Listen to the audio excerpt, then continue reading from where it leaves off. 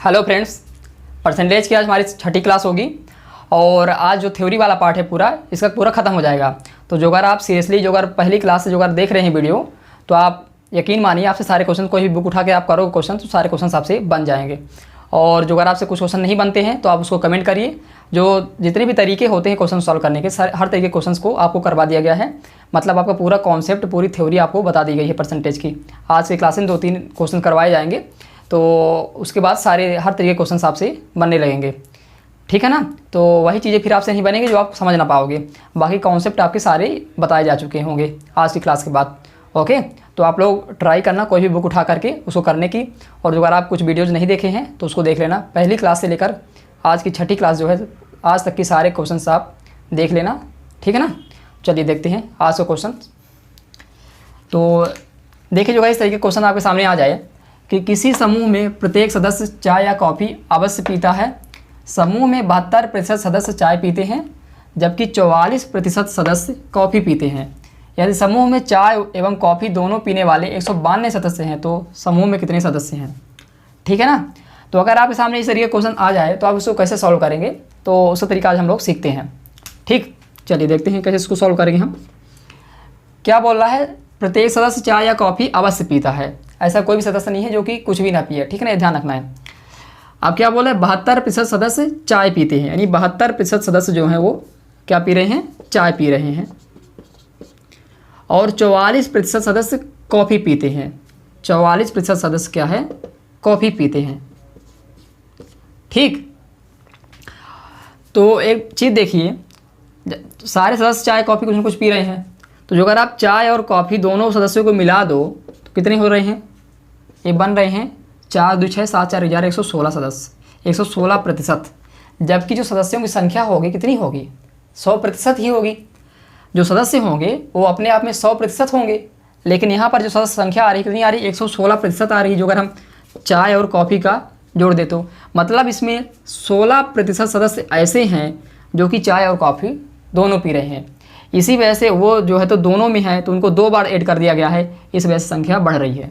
मतलब 16% सदस्य ऐसे होंगे जो कि चाय और कॉफ़ी दोनों पी रहे हैं। तो इसका सीधा सा ट्रिक क्या है कि जितना जो चाय वाला है और कॉफ़ी वाला है, मतलब जो अलग अलग कैटेगरी का है, जैसे एक पानी पीता एक सोडा पीता, ठीक, तो पानी और सोडा वाले को आप ऐड कर दो या चाय और कॉफ़ी को ऐड कर दो आप। जितना भी ये 100 से ज़्यादा बनेंगे, 100% से अधिक जितना भी बनेंगे, वो संख्या किसकी होगी, दोनों को पीने वाले की होगी। मतलब जो कॉमन संख्या होगी वो 100% से जितना अधिक होगी वो कॉमन संख्या होगी। बस बशर्ते यह है कि प्रत्येक सदस्य जो है तो दोनों में से कोई एक जो है तो उसका, मतलब जैसे तो इसमें चाय या कॉफ़ी दोनों अवश्य पीता है, मतलब दोनों को यूज करने वाला होना चाहिए, 2 में से किसी एक को, ये ध्यान रखना है प्रत्येक सदस्य। तब आप क्या करेंगे, इन दोनों को आप ऐड कर दोगे तो जितना भी 100 से ज़्यादा आए वो संख्या ऐसी होगी जो चाय और कॉफ़ी दोनों पीने वालों को होगी, यानी कॉमन जो संख्या होगी वो आएगी। और यहाँ पर दे रखा है चाय एवं कॉफ़ी दोनों पीने वालों सदस्य कितने हैं, 192, यानी 16% की वैल्यू हो जाएगी 192। हमें बताना क्या है, समूह में कितने सदस्य हैं, यानी टोटल संख्या बतानी है, यानी 100% का मान हमें बताना है। तो आराम से निकाल लेंगे, 16% का मान पता है तो 192/16 गुणा 100। तो यहाँ से हमारा आंसर आ जाएगा, इसको कैंसिल कर दीजिए, 16 कम 16, 3 19 होता है, 2 उतारेंगे तो 32 बन जाएगा, यानी 16 दूना 32, 12 गुणे 100 बराबर 1200, यानी टोटल हमारे पास 1200 सदस्य होंगे। ओके, तो बहुत ही इजी तरीके से इस तरह क्वेश्चन को हम डील कर सकते हैं। यहाँ ये सब लिखने की जरूरत भी आपको नहीं पड़ेगी, आप डायरेक्ट 72 को 44 से ऐड कर सकते हैं तो कितना आपको पता चल जाएगा, 116 आ रहा है, 100 से 16 ज़्यादा है, मतलब 16% की वैल्यू हो जाएगी 192। ये आपको तुरंत पता चल जाएगा, तो आप सीधे इसका आंसर लिख सकते हो 192/16 गुणा 100, और इसको सॉल्व कर लिए आपका आंसर आ जाएगा। तो कभी भी आपके सामने इस तरह क्वेश्चन आए तो आपको इस तरीके से इसको डील करना है। ओके, चलिए बढ़ते हैं अगले क्वेश्चन की तरफ। सिंपल सा क्वेश्चन था, तरीका भी इसका सिंपल है।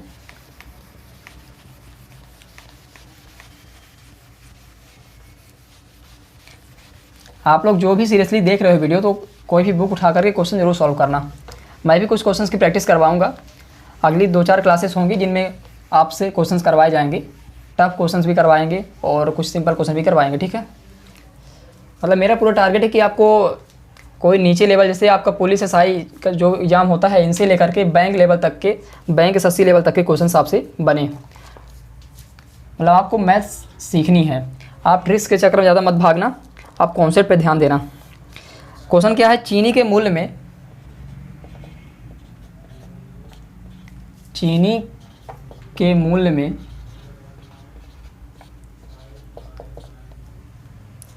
जब 20% की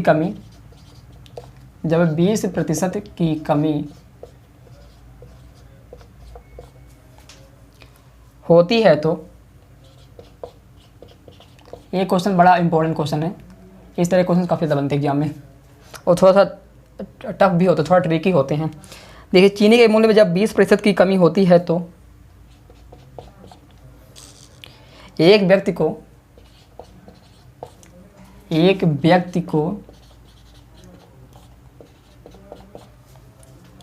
360 रुपये में 2 किलोग्राम चीनी अधिक खरीद सकता है। 2 किलोग्राम चीनी अधिक मिलती है, चीनी अधिक मिलती है।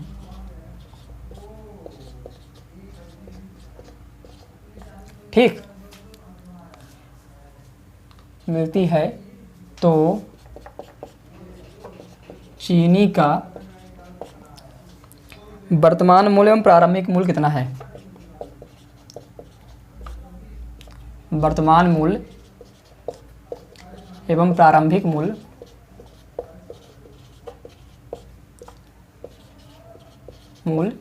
कितना है, ये हमें बताना है। ठीक,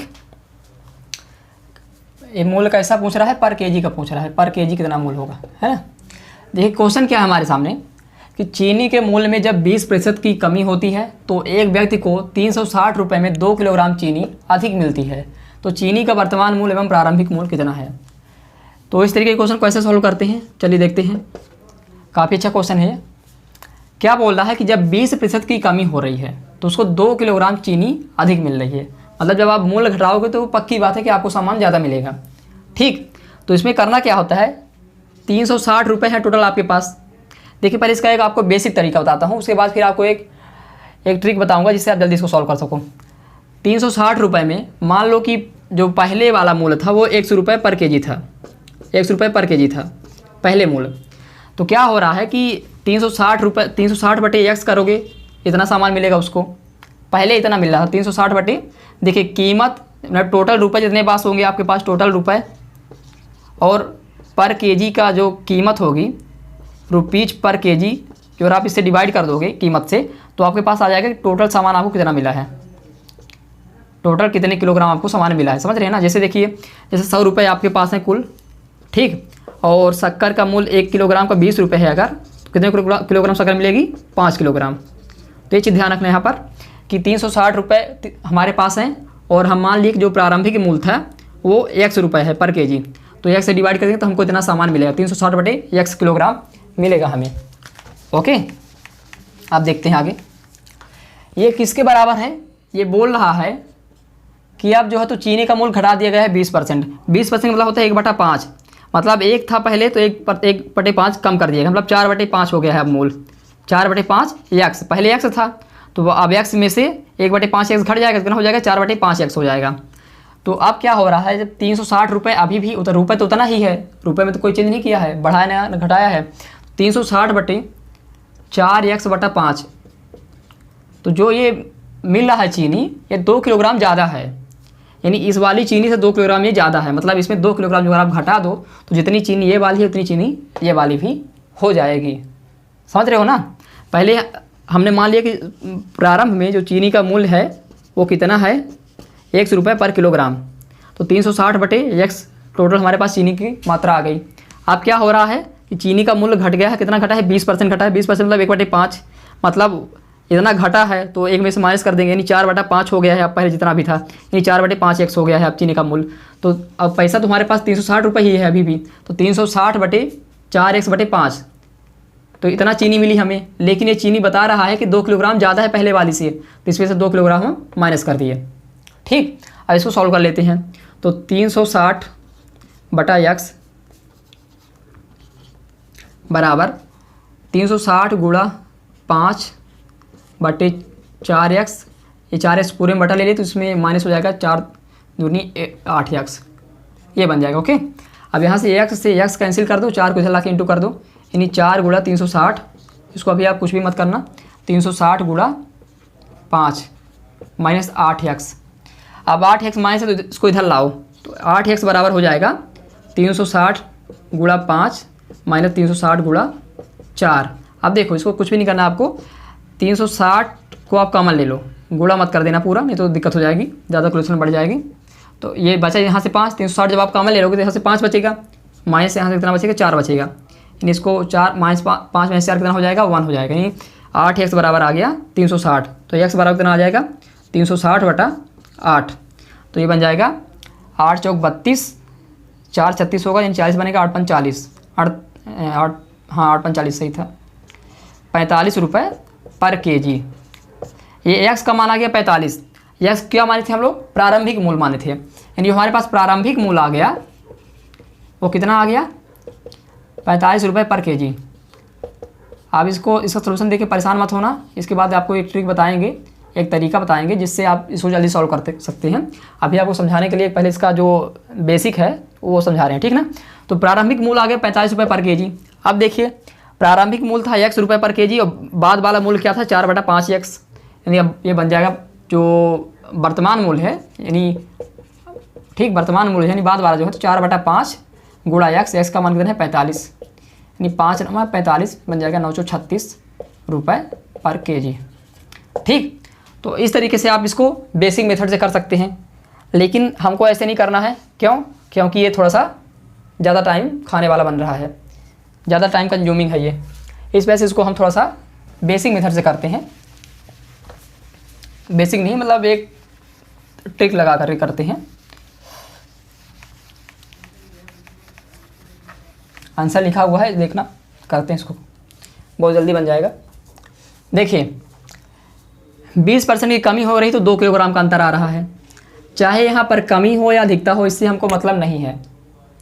कितने में होगा, 360 में इसका जो अगर हम 20% निकाल लें, 20%, तो हमको कितने का मूल्य देगा, ये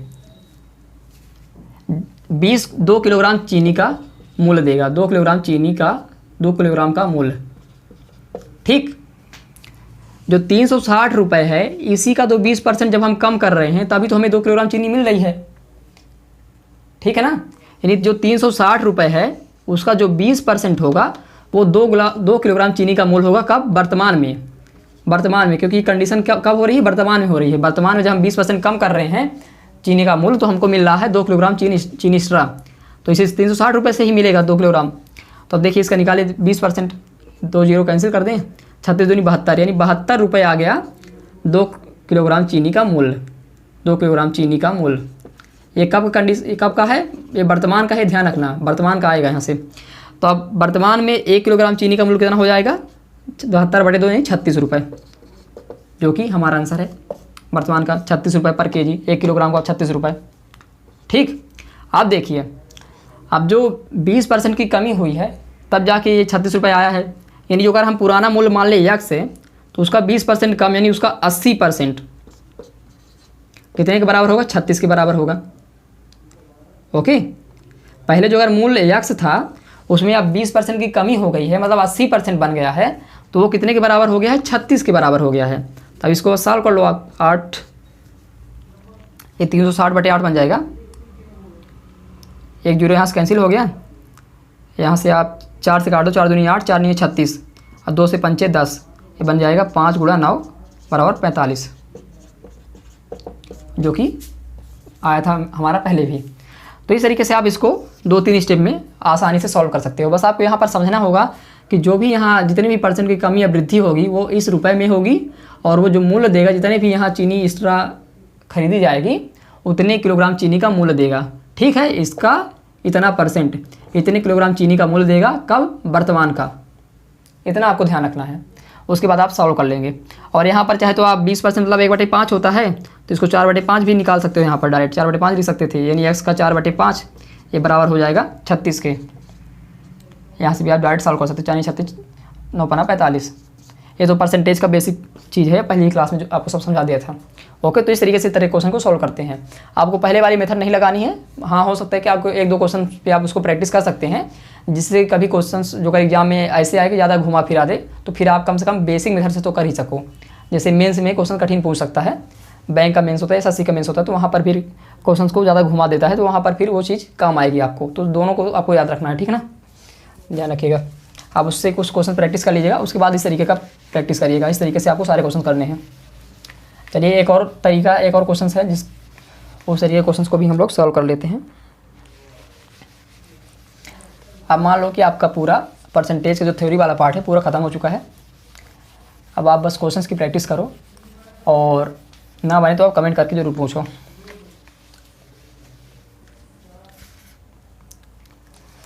क्वेश्चन हमारे पास अगला, किसी भिन्न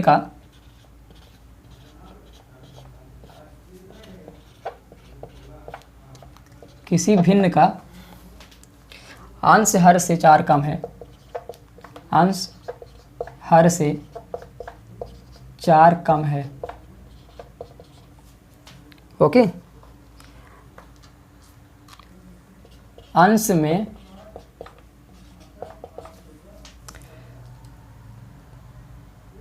32% की वृद्धि, 32% की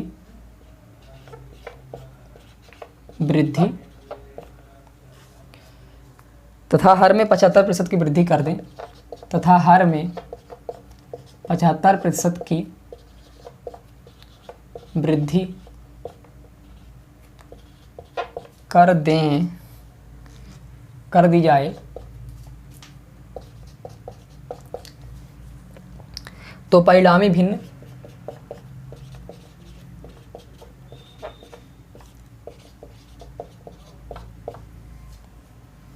बारह बटे 25 हो जाती है। 12/25 हो जाती है। ओके, तो प्रारंभिक भिन्न कितना है, तो हमें बताना है कि प्रारंभिक भिन्न कितना है। प्रारंभिक भिन्न कितना है। ओके, तो चलिए इस तरह क्वेश्चन सॉल्व करते हैं। कैसे करते हैं इनको, क्या दे रहा है, किसी भिन्न का अंश हर से 4 कम है। इस लाइन को भी हमें होल्ड में रखना है। बोला है अगर अंश में 32% की वृद्धि तथा हर में 75% की वृद्धि कर दी जाए तो परिणामी भिन्न हो जाती है 12/25। तो प्रारंभिक भिन्न हमें बतानी है। मान लेते हैं प्रारंभिक भिन्न जो हमारी वो a/b है। ओके, अंश हमारा a है और हर b है, यानी जो प्रारंभिक भिन्न है हमारी वो a/b है। अब क्या बोल रहा है कि अंश में 32% की वृद्धि हो रही है, मतलब अंश को क्या कर रहा है, पहले 100% था अपने आप में अंश a, ठीक, अंश क्या अपना a है, a पहले अपने आप में 100% था, कोई भी चीज़ अपने आप में 100% होती है, और उसमें 32% की वृद्धि कर दी गई, मतलब वो कितना हो गया, अब 132% हो गया। इसी तरह से हर में जो है तो कितने की वृद्धि कर दी गई, 75% की, तो हो गया 175%। और ये जो भिन्न अब बन गई है इतना बढ़ाने घटाने के बाद 12/25 हो गई है। ओके, अब देखिए परसेंट से परसेंट को कैंसिल कर दीजिए, इसको सॉल्व कर लेते हैं। यहाँ से कट जाएगा 12 कम 12, ये फिर 13 से 12 घटाएंगे 1 बचेगा, फिर 2 उतारेंगे तो 12 बन जाएगा, फिर एक बार जाएगा 12 कम 12। ओके, इसको देखते हैं कटेगा, 25 छक्का 150 होता है, 25 सत्ते 175 होगा, तो a/b बराबर आ गया, ये 7 ऊपर जाएगा तो और 11 इधर नीचे आ जाएगा, 7/11। यानी जो हमारी भिन्न होगी, जो पहले भिन्न थी हमारी जिसको हम a/b माने थे, वो है 7/11। और यही पूछा गया है कि प्रारंभिक भिन्न कितना है, तो 7/11 है प्रारंभिक भिन्न। यहाँ पर जो ये अंश और हर का जो रिलेशन दे रखा है 4 कम है, इससे हमें कोई फर्क नहीं पड़ता, यहाँ पर उसको यूज करने की जरूरत नहीं है। तो कभी भी आपको इस तरह क्वेश्चन सॉल्व करना तो आप पहले भिन्न को मान लो a/b, उससे सॉल्व कर लो। फिर जो अगर आपसे पूछा कि अगर अंश और हर का मान पूछ ले, यानी a और b का मान पूछ ले कि क्या होगा, तब आपको वहाँ पर फिर इस रिलेशन की जरूरत पड़ेगी। कैसे, किसी भिन्न का अंश हर से 4 कम है, यानी जो अंश है वो हर से 4 कम है, यानी a बराबर b-4 है। तो आपको a का मान, इसकी जरूरत नहीं पड़ेगी, आपको कोई ज़रूरत ही नहीं पड़ रही इस चीज़ की, क्योंकि आपका अंश और हर तो आ ही चुका है, तो कोई मतलब नहीं है इस 4 कम से। 4 कम तो है ही, 11 में 7 घटाओगे तो 4 ही आएगा, है ना। तो आपका अंश 7 है, हर 11 है, तो इस रिलेशन की कोई ज़रूरत नहीं है इस क्वेश्चन में, ठीक है ना। तो आपको हमेशा इस तरीके करना होगा। तो इस तरीके से आप इस तरह क्वेश्चन को सॉल्व कर सकते हैं। तो आज की क्लास में पूरा जो अपना प्रतिशत है चैप्टर, इसका पूरा थ्योरी वाला पार्ट पूरा ख़त्म हो गया है। अब इसमें कुछ क्लासेस में हम लोग क्वेश्चंस की प्रैक्टिस करेंगे। और आप लोगों से भी अनुरोध है, जो अगर आप सीरियसली पढ़ रहे हो, जो अगर वीडियोस हमारी सीरियसली देख रहे हो, तो आप लोग बुक्स सॉल्व करो, क्वेश्चन सॉल्व करो, और जो ना बने इसको डाउट कमेंट करो, तो उसको हम आपसे डिस्कस करेंगे, ठीक है। और उसके अलावा आप वीडियो को शेयर करो, जितने भी आपके आसपास जो भी आपके दोस्त लोग हैं जो अभी ग्रेजुएशन कंप्लीट कर रहे हैं, ग्रेजुएशन में हैं, जो भी तैयारी करना चाहते हैं, है ना, तो हर एग्ज़ाम में मैथ तो आती ही आती है, तो आप उनको वीडियो शेयर करो, उनको बोलो कि पढ़ें, यहाँ पढ़ाया जा रहा है। जैसे कि मैं परसेंटेज की पूरी क्लासेस आपको सीरियल वाइज पूरी थ्योरी पढ़ाया हूँ। मतलब आप कोई भी कोचिंग ज्वाइन करो ना, यही चीज़ें आपको पढ़ाई जाएंगी, यही तरीके बताए जाएंगे सॉल्व करने के, कोई अलग तरीका नहीं बताया जाएगा। क्योंकि मैं खुद भी तैयारी करता हूँ, मैं बैंक का प्री भी निकाल चुका हूँ पीओ लेवल का, तो मतलब ऐसा नहीं है कि मैं जो चीज़ें आपको बता रहा हूँ वो ऐसी ही है, हवाई नहीं है। वो चीज़ें आपको लगती हैं क्वेश्चंस में, आप जो अगर क्वेश्चन सॉल्व करोगे तो ये तरीके यही काम आते हैं, और यही सारी क्वेश्चंस में बताए भी जाते हैं। और ज़्यादा ट्रिक्स जो होती है किताब में लिखी होती हैं, कि फार्मूले लिखे होते हैं कई सारे, हर क्वेश्चन के लिए अलग फार्मूला लिखा होता है, उन पर आप मत जाना। आप वहाँ से करोगे तो आप भटक जाओगे, ठीक है ना, आप मैथ नहीं सीख पाओगे। तो आप लोग चैनल को सब्सक्राइब करिए, और दूसरों को भी बोलिए सब्सक्राइब करने के लिए, जो भी आपके दोस्त लोग हैं, ठीक है ना, और पढ़ते रहिए, ठीक है, धन्यवाद।